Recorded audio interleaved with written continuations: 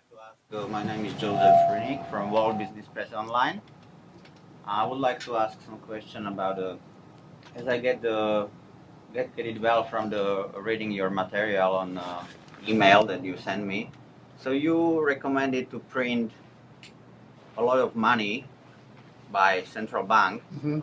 Aren't you afraid of hyperinflation? Because we've got some experience from Europe, especially from Germany after the First World War, from hyperinflation. So when the Bank of Canada printed this money in the Second World War, where they disappear after the war? It wound up in the central banks, in the banks. At that time, they had to have cash reserves. Today, they have no cash reserves. You're lucky if your bank has a cent or a cent and a half in its vaults of real tender, legal tender money for every dollar you think you have in the bank. It's all an illusion. And the way to sterilize the money that I'm recommending, that we are recommending be created, all you have to do is to change the Bank Act and reinstate cash reserve requirements. So by reinstating cash requirements with a very simple amendment to the Bank Act, it would maybe a cash requirement of say 3% total, because they already have this 1% that I was telling you about. That would be enough to make sure that every bit of the money we're recommending be created be sterilized so that it could not be used by the banks to increase their lending and create inflation. And incidentally, the inflation going back to Germany, that was really caused by the Allies insisting on reparations, and so they were trying to inflate away the costs of World War II. And the other question, actually, you are saying that, as I get it, that central bank is good institution and we would promote its strength, and commercial banks are maybe not very good. But from the history of economy, commercial bank was created at the beginning in the 14th century in Italy, and central banks were creating in 17th century. So the commercial banks started the system. So they are older ones, yeah? So commercial banks have been around for a long while, but there was really a development started, way back from some very powerful families who decided that the fastest way to get rich was to create money. And you go back to King William, fighting a war, didn't have enough money, so somebody said, why don't you start a bank? The Bank of England was created. Rich people of London put in £1,200,000, gold and silver, lent it all to the king at 8%, which is a pretty high interest rate for a guaranteed loan. And then to show his appreciation, the king said, now you can print, P-R-I-N-T, £1,200,000 in banknotes and lend them to your friends at high interest rates.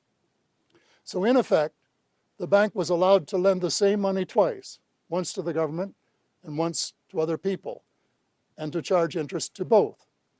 Over the years, that leverage, we call that was leverage of 2 to 1. Over the years, that has become much more generous due to the avarice of the banks and the collusion of politicians.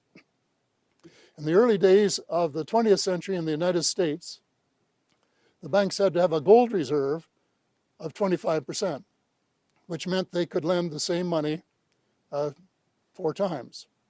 In Canada, when I was younger, the cash reserve requirement was 8%, which meant that our banks could lend the same money 12.5 times. In recent years, that multiple has gone up to 20, or as high as 30 in some cases.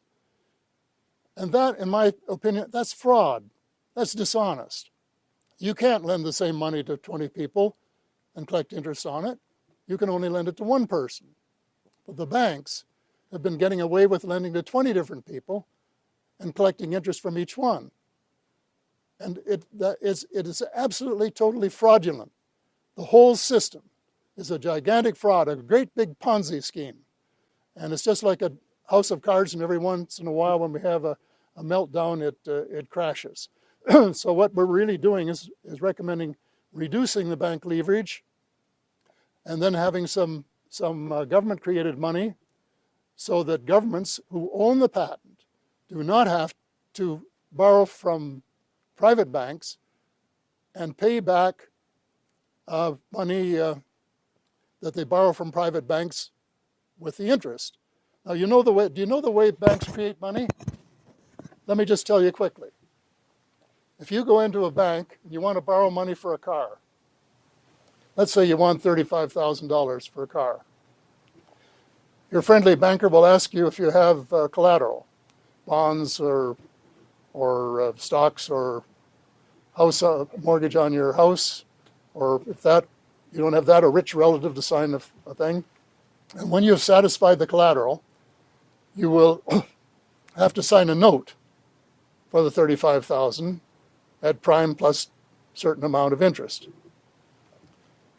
Then the banker will tap their computer.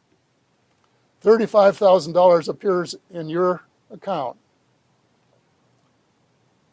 that you can go out and spend to buy the car. Seconds earlier, that money did not exist. It was just a computer entry. And as long as they have the little bit of reserve that they're required, they can create that money for you to go out and spend. We at least had a cash reserve requirement of 8% until 1991. In 1991, the government of the day accepted the bank pressure and eliminated cash reserves. So our banks in Canada do not have to have any cash reserves at all. None, zero. And as I said, in order to prevent the inflation from the money that the Bank of Canada would put into circulation for us, you have to reinstate cash reserves, which would build up a little bit each year until maybe I've recommended in seven years that they would build up to 34%, which would be the amount of new money that the government put into circulation every year. So the answer to the question is no, it would not be inflationary. As a matter of fact, it would be less inflationary than what the private banks are doing today under the so-called capital adequacy system, where all they have to do is go offshore and bring a few $100 billion back, and then they're allowed to lend 10 or 15 times, $10 or $15 billion for every $1 billion they bring back from their offshore accounts. And the governments have no control over it, and that is very inflationary, and they spend it in some of the most ridiculous ways, as you undoubtedly know, financing gambling of all kinds and doing things that are not in the public interest. And what has happened the last 35 years? Banks have stopped funding Main Street that produces goods and services and started funding hedge funds and speculation and all of this sort of thing, so that they have been diluting our money to do a lot of things that are useless to us, but very worthwhile for them, very profitable for them. And consequently, we've got to kill that beast. So you recommend actually this will be the last question. Rising capital requirements for a commercial bank, and pardon me? You recommend rising capital requirements for commercial bank, yes? Absolutely. Yeah. Really reining them in. They're a bunch of wild horses, and you've got to put some harnesses on them, slow them down, and make them work instead of just running around having a wonderful time.